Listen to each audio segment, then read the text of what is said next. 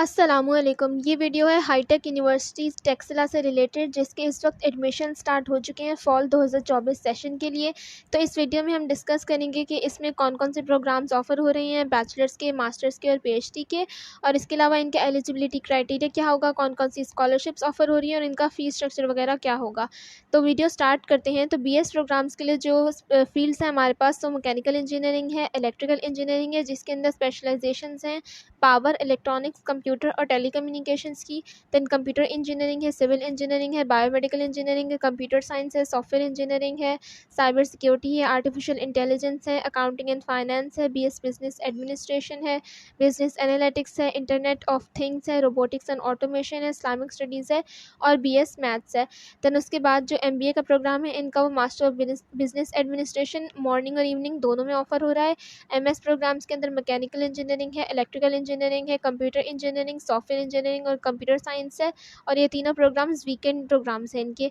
Then maths और Islamic studies है। उसके बाद पीएचडी के अंदर मैकेनिकल और इलेक्ट्रिकल इंजीनियरिंग है, कंप्यूटर इंजीनियरिंग और कंप्यूटर साइंस है। ये दोनों प्रोग्राम्स वीकेंड के हैं और मैथ्स और इस्लामिक स्टडीज़ है। उसके बाद अगर हम फाइनेंशियल असिस्टेंस और स्कॉलरशिप्स देखें तो सिर्फ और सिर्फ के बैचलर प्रोग्राम्स के लिए अवेलेबल हैं, जिसमें अगर आप 4 साल की डिग्री करते हैं तो टॉप 25 बोर्ड पोजीशन होल्डर्स को 100% तक ट्यूशन फीस में जो कमी है वो हो सकती है, यानी कि 100% तक स्कॉलरशिप आपको मिल सकती है। देन उसके बाद ट्यूशन फ़ी वेवर आपको मिल सकता है 50% तक for top 250 position holders in aggregate merit list of the university, यानी कि आपने यूनिवर्सिटी का जो है इंटर टेस्ट वगैरह देना है, कुछ प्रोग्राम्स के लिए होता है वो, अगर आप वो देंगे और उसमें जो टॉप 250 पोजीशन होल्डर्स होंगे उनको 50% तक ट्यूशन फीस में कमी हासिल हो सकती है। उसके बाद हाई अचीवर्स के लिए सेमेस्टर बेस्ड स्कॉलरशिप्स अलग हैं और नीडी स्टूडेंट्स के लिए भी फाइनेंशियल असिस्टेंस यहाँ पर प्रोवाइड किया जाता है। देन फैसिलिटीज़ के अंदर यहाँ पे इन्होंने मेंशन किया हुआ है कि बॉयज़ और गर्ल्स दोनों का हॉस्टल अवेलेबल है और ट्रांसपोर्ट फैसिलिटी भी अवेलेबल है ट्विन सिटीज़ के लिए, यानी कि रावलपिंडी और इस्लामाबाद के लिए। बाकी भी यहाँ कुछ पॉइंट्स लिखे हुए आप यहाँ से देख सकते हैं। ऑनलाइन एडमिशन टेस्ट जो है वो बैचलर प्रोग्राम्स के लिए सिर्फ और सिर्फ इंजीनियरिंग में, कंप्यूटर साइंस में और सॉफ्टवेयर इंजीनियरिंग के लिए लिया जाता है। बाकी तमाम प्रोग्राम्स के लिए कोई एंट्री टेस्ट नहीं है और एडमिशन टेस्ट जो है आप कैंपस में आकर भी दे सकते हैं, यानी कि इसके टेक्सला वाले उसमें कैंपस में।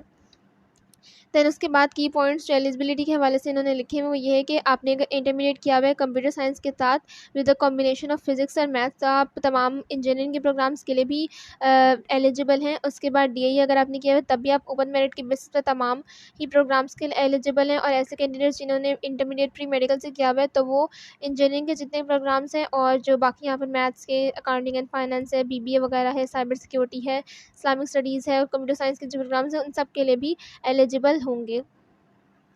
उसके बाद अगर हम इस यूनिवर्सिटी का डिटेल्ड एलिजिबिलिटी क्राइटेरिया देखें अंडर ग्रेजुएट एडमिशन्स के लिए, तो इसमें जो इंजीनियरिंग के प्रोग्राम्स हैं, सिविल, इलेक्ट्रिकल, मैकेनिकल और कंप्यूटर इंजीनियरिंग और बायोमेडिकल इंजीनियरिंग, इन सब के लिए आपको 60% मार्क्स चाहिए अपने इंटरमीडिएट में मिनिमम। और उसके बाद जो कंप्यूटर साइंस और सॉफ्टवेयर इंजीनियरिंग है, मैथ्स है, स्टैटिस्टिक्स है, इनके लिए आपको 50% मार्क्स चाहिए। इस बीबी के लिए आपको 50% मार्क्स चाहिए और बी इस्लामिक स्टडीज़ के लिए 45% मार्क्स चाहिए। दैन जो मास्टर्स के प्रोग्राम है उसमें तमाम ही के लिए आपको 50% मार्क्स चाहिए। यहाँ पे 2 जीपी होनी चाहिए आपकी 4 में से। उसके बाद यहाँ पर हम पीएचडी का देखें तो 3 जीपी होनी चाहिए 4 में से। और अगर आप गैट का सब्जेक्ट टेस्ट देते हैं एनटीएस के थ्रू जो होता है, क्योंकि पीएचडी के एडमिशन्स के लिए वो लाजमी होता है, तो उसमें आपको 60% मार्क्स आपके चाहिए, या फिर यूनिवर्सिटी का अगर आप एडमिशन का एंट्री टेस्ट देंगे।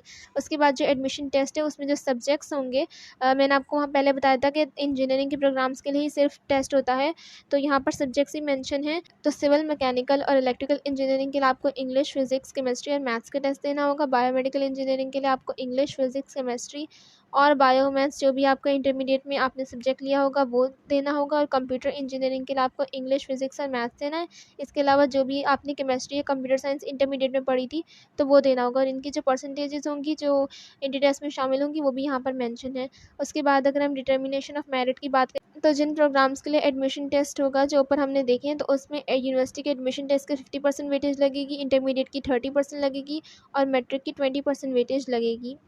उसके बाद अगर हम डॉक्यूमेंट्स देखें कि आपको कौन-कौन से चाहिए होंगे इसमें एडमिशन लेने के लिए, तो आपको अपनी मैट्रिक की जो है अटेस्टेड फ़ोटोकॉपी चाहिए होगी, मार्कशीट की, या फिर इक्विवेलेंट सर्टिफिकेट, होप सर्टिफिकेट आपको चाहिए होगा अगर आप फर्स्ट ईयर की बेसिस पे अप्लाई करें, अभी तक आपके सेकंड ईयर के एग्ज़ाम्स नहीं हुए हैं तो। और फिर अटेस्टेड फ़ोटोकॉपी चाहिए होगी इक्विवेलेंट सर्टिफिकेट की, अगर आपने ओए लेवल्स वगैरह या कोई फ़ॉरेन क्वालिफ़िकेशन की हुई है तब। अगर आप एमएस, एमफिल या पीएचडी प्रोग्राम्स के लिए अप्लाई करें तो आपको अपनी बैचलर्स की डिग्री की डिटेल्ड मार्कशीट और ट्रांसक्रिप्ट चाहिए होगी, उसकी अटेस्टेड फ़ोटोकॉपी चाहिए होगी। एप्लीकेशन फ़ॉर्म आपने जो फिल करना है उसमें लेटेस्ट पासपोर्ट साइज़ फ़ोटो का आपको डालनी होगी। अटेस्टेड फ़ोटोकॉपी ऑफ सीएनआईसी चाहिए होगी, या फिर फॉर्म भी अगर कैंडिडेट का सीएनआईसी नहीं बना हुआ है तब। और अगर आप फॉर्म भी देते हैं तब आपको अपने फादर का सीएनआईसी भी देना होगा। 2 latest passport size attested photographs देनी होंगी ओरिजिनल। उसके बाद अगर हम इस यूनिवर्सिटी का फ़ीस स्ट्रक्चर देखें तमाम प्रोग्राम्स के लिए, तो इसमें एडमिशन रजिस्ट्रेशन फ़ीस आपको एक दफ़ा देनी होगी जो कि नॉन रिफंडेबल होती है, at the time of admission आपको देनी होगी। ये तो कुछ प्रोग्राम्स के लिए 30,000 है और कुछ प्रोग्राम्स के लिए 25,000 है। उसके बाद जो सिक्योरिटी डिपॉजिट है एक दफ़ा देना होगा, वो 20,000 रुपीज़ है जो कि रिफंडेबल होते हैं, यानी कि डिग्री कंप्लीट होने पर आपको ये वापस मिल जाएंगे। जो मेन चीज़ है वो यहाँ पर सेमेस्टर फ़ीस है। यहाँ पर तमाम प्रोग्राम्स की मेंशन है। सबसे पहले बीएस इंजीनियरिंग के लिए 1,33,000 रुपीज़ है, कंप्यूटर साइंस, सॉफ्टवेयर इंजीनियरिंग और एआई के लिए 98,000 रुपीज़ है, साइबर सिक्योरिटी के लिए भी इतनी ही है, BBA, BS accounting and finance और बीएस एनालिटिकल के लिए आपके पास 90,000 रुपीज़ है। Then BS robotics and automation के लिए 77,000 है और इंटरनेट ऑफ थिंग्स के लिए भी इतनी ही है। मैथ्स के लिए 60,000 है, इस्लामिक स्टडीज़ के लिए 36,000 है। उसके बाद जो भी मास्टर्स के प्रोग्राम हैं उन तमाम ही के लिए जो पर क्रेडिट और फीस है वो 7500 रुपीज़ होगी। यह आपके सब्जेक्ट्स डिपेंड करता है और आपकी फ़ील्ड पर भी कि आप क्या कर रहे हैं उस हिसाब से होगा। उसके बाद एमबीए के लिए 90,000 रुपीज़ फ़ीस है, पीएचडी के लिए 7500 रुपीज़ फ़ीस है पर क्रेडिट। और उसके बाद जो बॉयज़ को हॉस्टल फ़ीस है वो सिक्योरिटी डिपॉज़िट 15,000 होगा, यानी कि ये आपको जो है जब आप हॉस्टल का रूम छोड़ेंगे रिफ़ंडेबल होगा तो ये आपको वापस मिल जाएगा। और इसकी जो पर सेमेस्टर चार्जेज़ हैं 6 मंथ्स के वो 45,000 रुपीज़ है। देन ट्रांसपोर्टेशन फ़ीस 35,000 है और एमएस की थीसिस की रिवैल्यूएशन की फ़ीस 25,000 है और पीएचडी की थीसिस और उसकी इवैल्यूएशन की फ़ीस 35,000 रुपीज़ है। तो ये थी इस यूनिवर्सिटी के बारे में तमाम इन्फॉर्मेशन। आई होप आपको वीडियो अच्छी लगी होगी, तो सब्सक्राइब कर दीजिएगा और इस तरह के लेटेस्ट अपडेट्स हासिल करने के लिए बेल आइकन का भी प्रेस कर दीजिएगा।